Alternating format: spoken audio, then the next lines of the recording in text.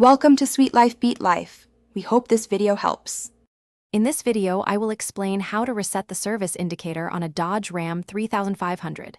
First, ensure your vehicle's ignition is in the on position, but do not start the engine. Next, press the accelerator pedal completely to the floor 3 times within a 10-second window. Finally, turn the ignition off. This simple sequence should clear the service reminder, helping you stay on top of your maintenance schedule. Performing an oil change is a fundamental service task for your Ram 3500. You'll need about 7 quarts of 5W40 synthetic oil, a new oil filter, and a drain pan. First, warm up the engine slightly, then safely lift the truck. Remove the drain plug to empty the old oil, then replace the filter. Finally, add the fresh oil, checking the dipstick to ensure proper levels.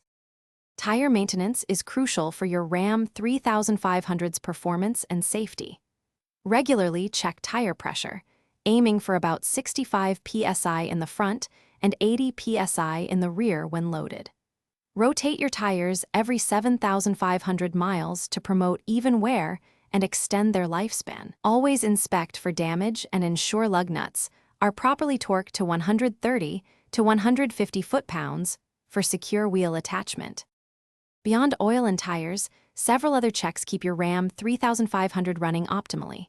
Inspect your air and cabin filters, replacing them every 15,000 miles or annually. Verify all fluid levels, including coolant, brake fluid, and power steering fluid. Also, examine your brake pads and rotors for wear. Don't forget to lubricate chassis components, especially if you frequently drive off-road, to prevent premature wear. Thanks for watching. Consider subscribing if we helped you.